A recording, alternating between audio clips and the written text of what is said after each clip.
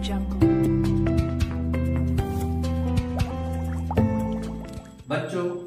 कल हम बताए थे सेल। सेल दो प्रकार के होते हैं, विद्युत अपघटनी सेल, विद्युत रासायनिक सेल, और विद्युत रासायनिक सेल भी हम आपको बता दिए। अब है इलेक्ट्रोड विभव। इलेक्ट्रोड विभव को ई से प्रदर्शित करते हैं, ठीक है। अब देखो, जैसे हम जिंक धातु की छड़ को जब जिंक सल्फेट के विलयन में डुबो देते हैं तो Zn सॉलिड के रूप में ये इलेक्ट्रॉन को क्या करता है, त्याग देता है।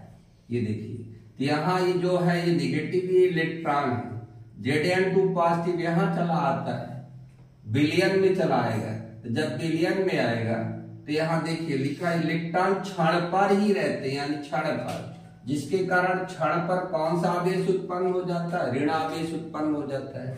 और ये धन आवेश को अपनी ओर ये देख लो क्या करता है, आकर्षित करता है, जिसके कारण वैद्युत में दो स्तर बन जाते हैं, एक धनात्मक और दूसरा ऋणात्मक, यानी दो स्तर उत्पन्न हो जाता है, बनाता है, जिससे जो विभवांतर उत्पन्न होता है वही इलेक्ट्रोड विभव कहलाता है।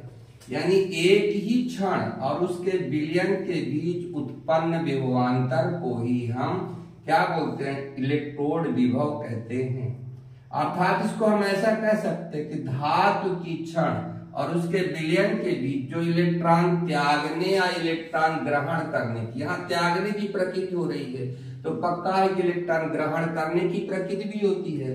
इलेक्ट्रॉन त्यागने और इलेक्ट्रॉन ग्रहण करने के कारण जो विभवांतर उत्पन्न होगा उसे इलेक्ट्रोड विभव कहते हैं। शॉर्टकट में ये कहा जाए कि यदि किसी धातु की छड़ को उसके विलयन में डुबोते हैं, यदि इलेक्ट्रॉन त्याग करके विभवांतर उत्पन्न हो रहा है या इलेक्ट्रॉन ग्रहण करने के कारण विभवांतर उत्पन्न हो रहा है, तो यदि हम इलेक्ट्रॉन ग्रहण करने की बात करेंगे तो यहां पर देखो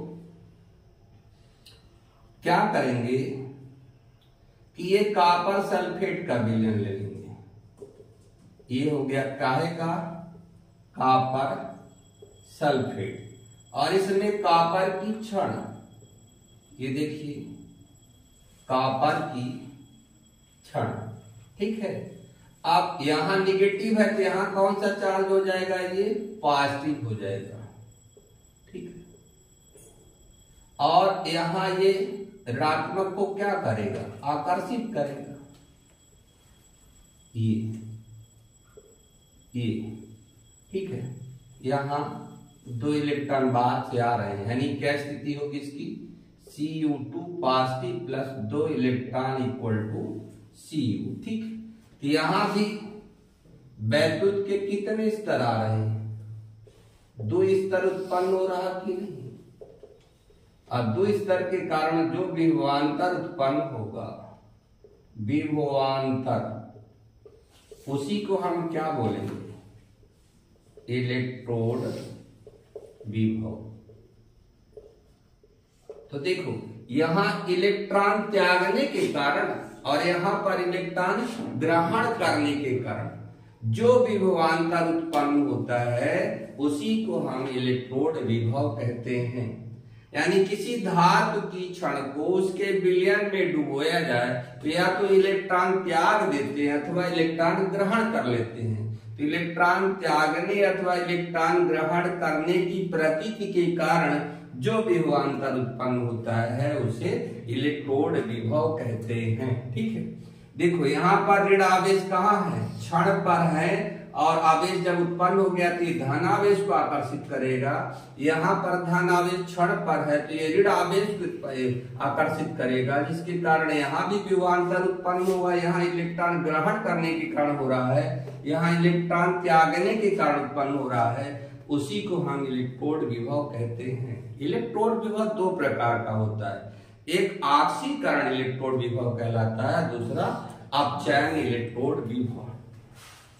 मिटा दे इसको, नोट कर लिए होंगे, लिख लो। इलेक्ट्रोड विभव दो प्रकार का होता है,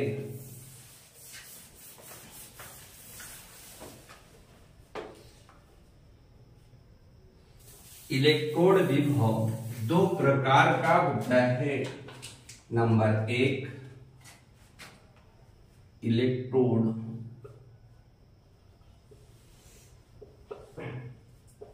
विभव दो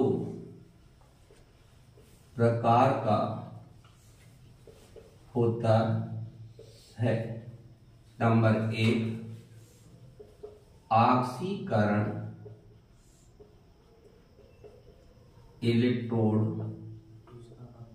विभव, ठीक है। और दूसरा है अपचयन इलेक्ट्रोड विभव, ठीक है। अब बच्चों ऑक्सीकरण और अपचयन के बारे में, इलेक्ट्रोड विभव के बारे में कल बताएंगे, साथ में मानक इलेक्ट्रोड विभव भी कल बताएंगे, और साथ में मानक हाइड्रोजन इलेक्ट्रोड विभव तो नहीं हो पाएगा, लेकिन मानक इलेक्ट्रोड विभव तक कल आसानी से हो जाएगा, ठीक है। धन्यवाद, कल जुड़िएगा।